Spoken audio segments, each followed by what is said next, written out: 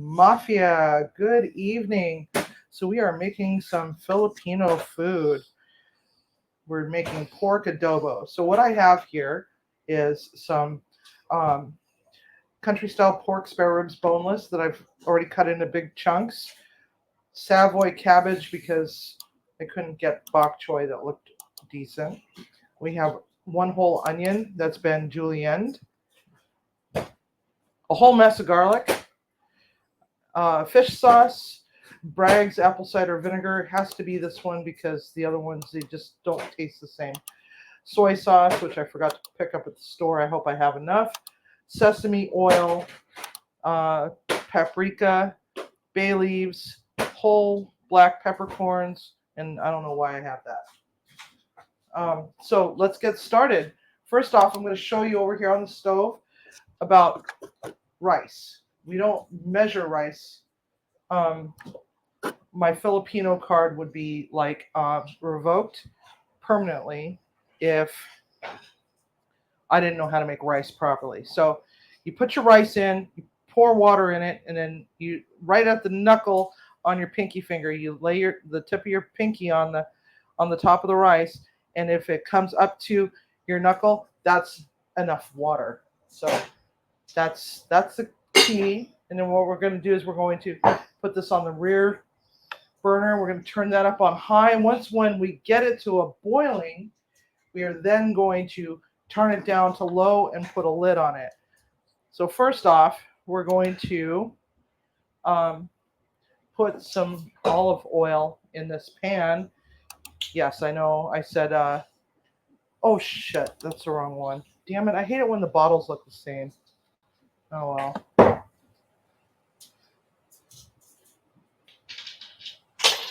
So it's like a wonderful blustery 91 degrees here in Western Washington.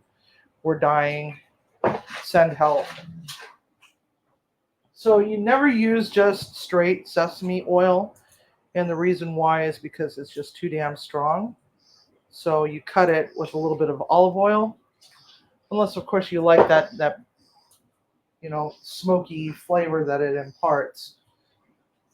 So first off, we're going to grab all of our stuff that we're going to put into this pan and move this oil around a little bit.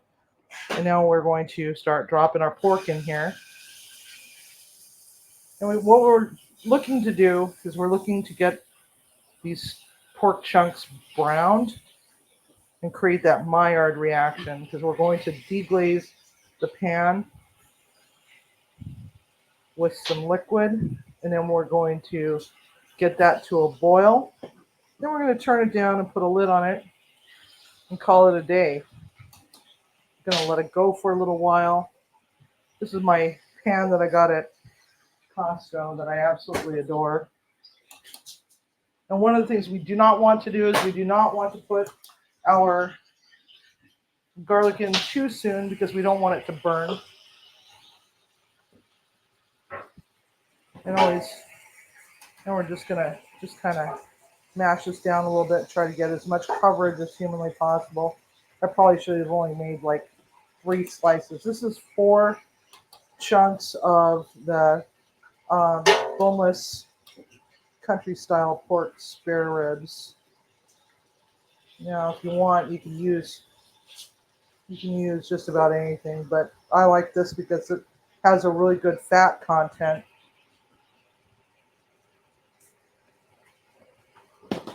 And this is a recipe that I grew up with. My dad used to make either chicken or pork, and when he would do the chicken version, he would do bone-in, skin-on chicken thighs and drumsticks, and he also put mung bean in it, but we never all that fond of cooking mung beans. I love mung beans, but the problem is that it smells up the house really bad. And mung bean is one of those things that is a little hard to find in other parts of the country, unless you have a really, really big Asian population. So we're getting some brownie. Just gonna stir that around a little bit. We might as well start grabbing all of our stuff and bringing it on over. Now toward the finish, we're gonna dump in that Savoy cabbage. Now if you can't find Savoy cabbage, but you have Napa cabbage, that's even better. Even though it is really expensive. So if you're looking for doing something on a budget, just regular cabbage will do. You could also use mustard greens, um, collard greens. Use fresh though. Don't use frozen. Collard greens is good too.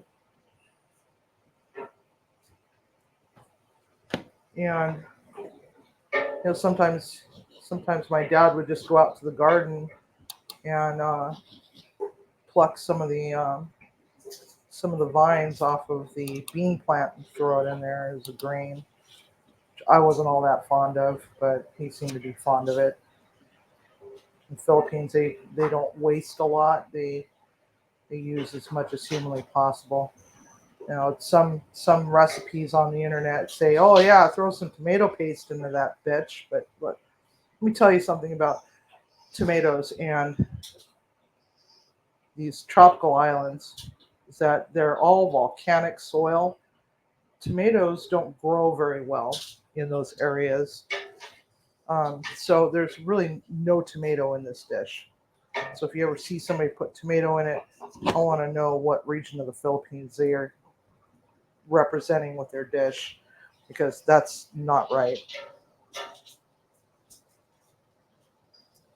So this is smelling really good. I should have brought the wok out, but then I would have to transfer it, and that would just be more dirty pans. Now this dish is one of those that you cook on, fairly high heat, um, just to get it seared off, and then you start layering all the rest of your ingredients into it, and then you finish it with your liquids, and then you get your liquids to a boil and basically just let it sit and simmer for a while. So this is just a quick premiere, just in time for the off-topic squirrel to go live on Pearl Night. So this is what our dinner is tonight. We're going to be eating this while we're doing our cards. You'll be able to see it all laid out, but I'll make sure that I get pictures. But stupid me, I forgot to charge the batteries on the Nikon. So at this point, now we're not seeing too much as far as raw meat. We're gonna drop in our peppercorns. My dad used to say 20 peppercorns, no more, no less. And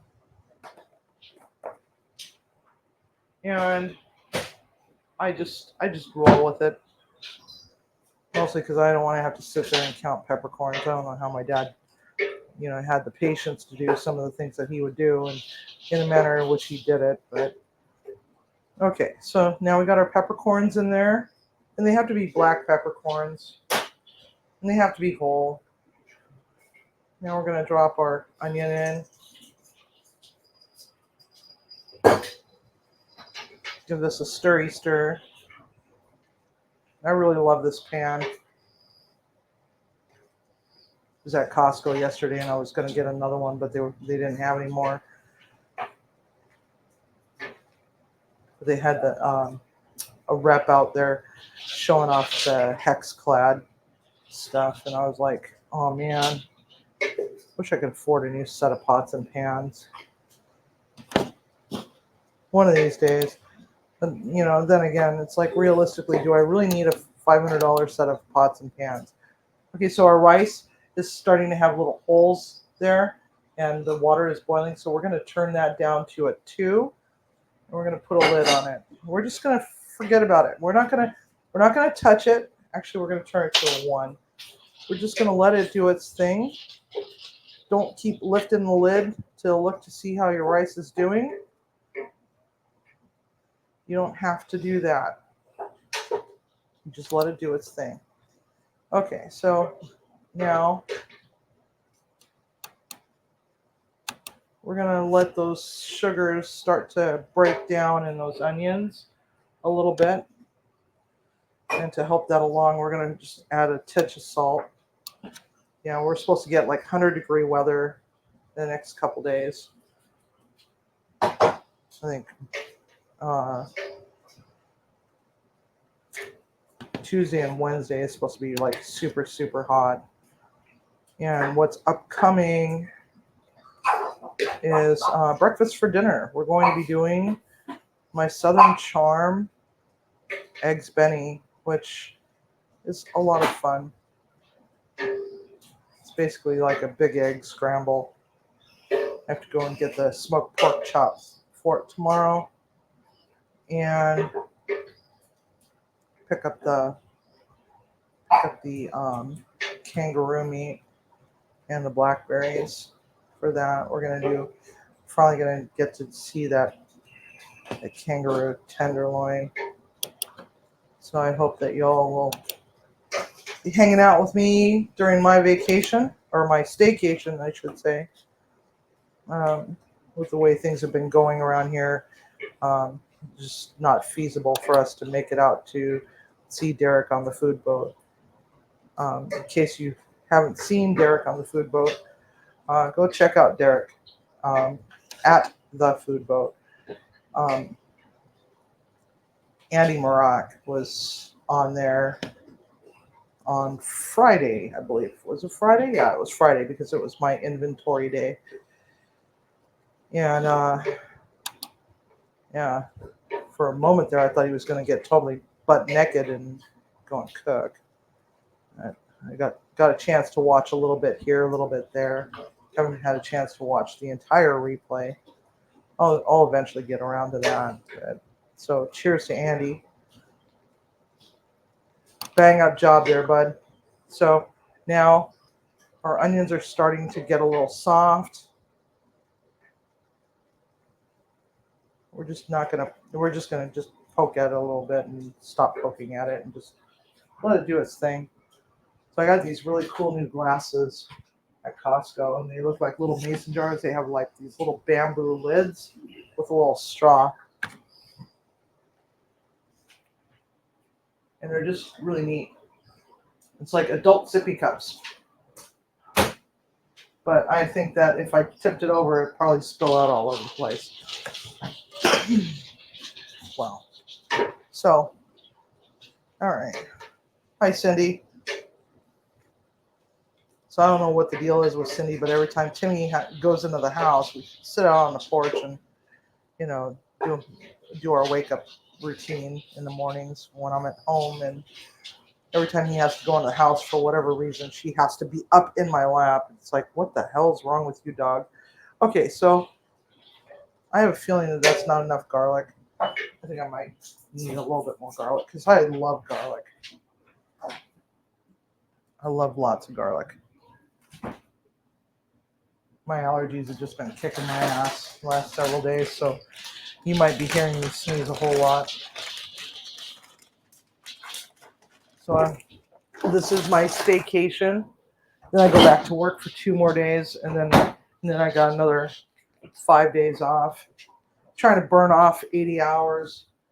It's been so long since I've been able to just be able to do that. Sort of, the whole COVID thing that occurred, where the restaurants and stuff were all closed down. That's part of the reason why I lost my love and passion for restaurants, is because of that whole COVID thing shutting us down. And then we got to reopen, but there was a whole bunch of stipulations. And then, wow, this is really starting to smell really good. Okay, so yeah, so our restaurants were closed for a long time. Where did I put my bay leaves? Okay, so there's 2 different kinds of bay leaves. There's bay leaves and bay laurel. One of them's a little sweeter and a little bit more earthy. And you could tell by the shape of them, the bay laurel is going to be a little fatter than the bay leaf itself, where they look more like, I don't know how you would, I guess kind of almond shaped. So sometimes go to the Mexican stores, Mexican grocery, they have the bay laurel. I think they have it actually listed as bay leaf, but it's really bay laurel. So most people can't tell the difference in the taste unless you're a chef or you're one of those types that's a so-called super taster, where you can taste every little nuance. Um, wow, it's really causing a lot of steam here. Hopefully I don't set off the smoke detector. Every time I cook pork in this house, for some reason, my smoke detector just goes off like crazy every single time, unless it's ham or bacon. But any kind of pork, it's like,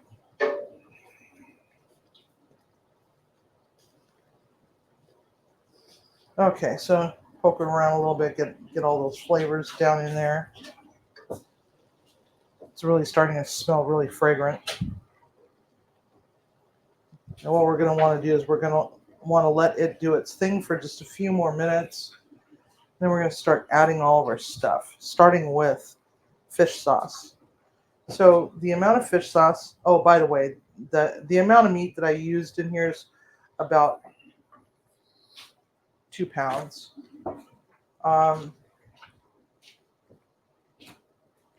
So fish sauce, you're going to want to put about a tablespoon.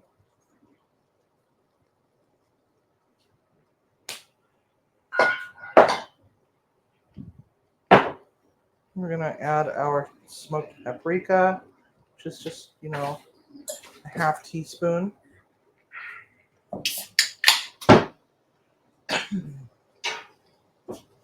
This is a very simple dish, but the flavors are so bold and so robust. If you like sour, that sour flavor of the vinegar, it's basically, you know, pork or chicken in a vinegar sauce. But it's so good. I think I want some more bay leaves, actually. I'm really fond of bay leaf. So I've probably put about 10 leaves in there. Oh, hello. Ah, get back in there.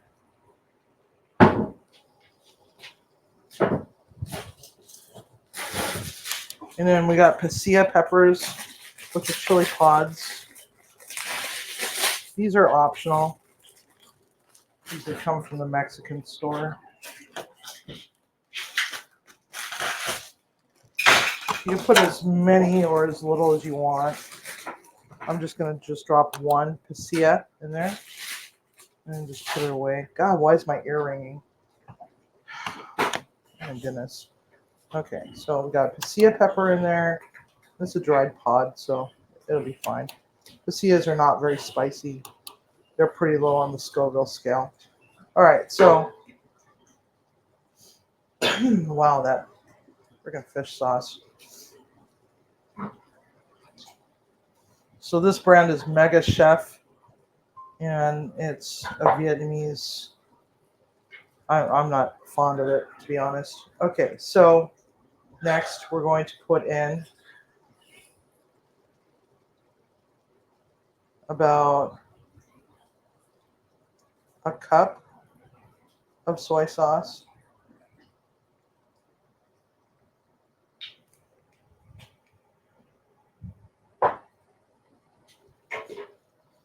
Now, don't skimp on your soy sauce. Kikkoman is a good brand. It's not the greatest, but it's good. You know, it does its thing. But store brands oftentimes are very diluted. I know that the soy sauce that I have at work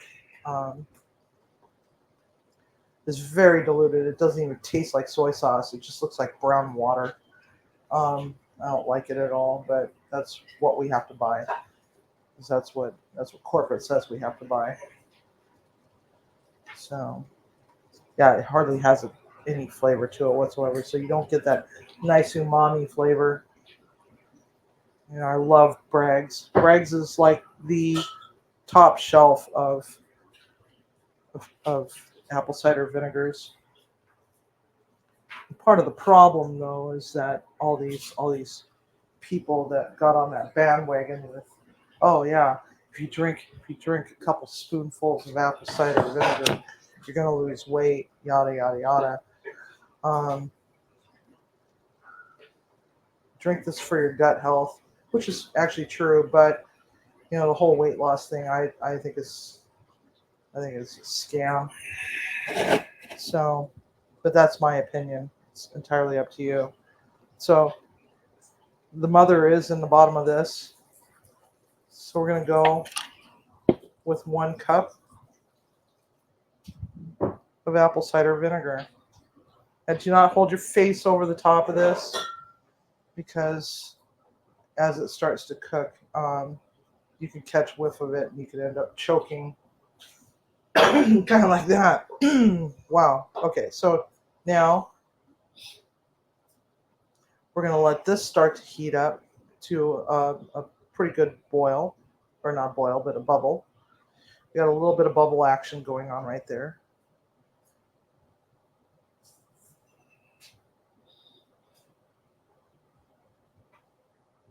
And didn't grab my spoon.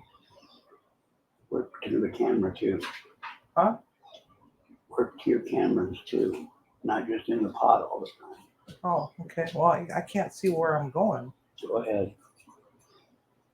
So the other thing is that you're going to want some ginger, and I buy the ginger paste because when I got what I need, I could just throw it right into the freezer. This is made by Gourmet Garden. I could just throw it into the freezer, and it's like, you know, fairly good chunk of it, not a lot. And I really like to use the Thai seasoning paste, which is also by Gourmet Garden. This one has uh, cilantro, ginger, uh, it's got a bunch of other stuff: lemongrass, canola oil, glycerin, garlic, chili pepper, whey, sea salt, yada yada yada. So, Gourmet Garden, and I like to give it just a little smidge of that too. It's not something that my dad would have put in his, but I kind of like to have those other flavors just kind of commingle. It kind of brings out a little bit of a different level of yum to this dish, in my opinion. So you don't have to add it. I like it. So this is kind of my dad's dish and kind of my own. So our pasilla is starting to soften a little bit. It's still not quite there, but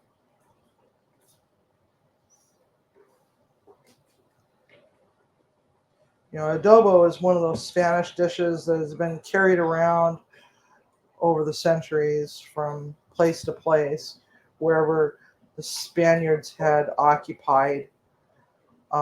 They had taken this dish with them, and so there's different variants to this dish compared to other countries. But this is the Filipino version. I forgot to grab my spoons, so we don't want to add our Savoy cabbage too soon, or else what happens is it becomes bitter. Oops. Caught my fat butt on the thing. Oh my god. Oh, that's going to be so delicious. All right. So now we got a rapid boil on this.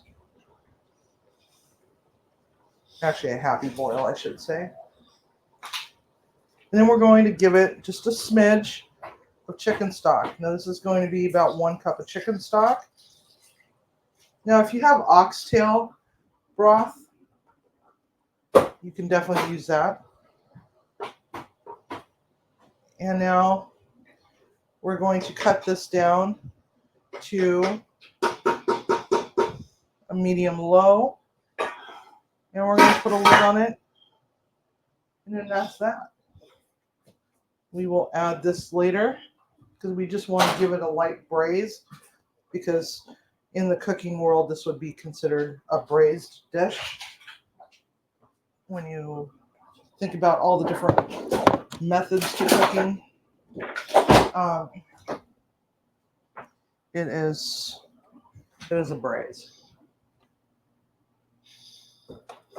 So everybody, it's pretty much that. You guys will be able to see this later on, because we will certainly be plating this up about the time that we are in the middle of our Cards Against Humanity Pearl Party. So, Munchie Mafia, I'm so glad that you all came out to watch, and I will see you all very soon. Remember, cook with love and eat with passion. Don't forget, off-topic squirrel. Damn it. All right. See you later.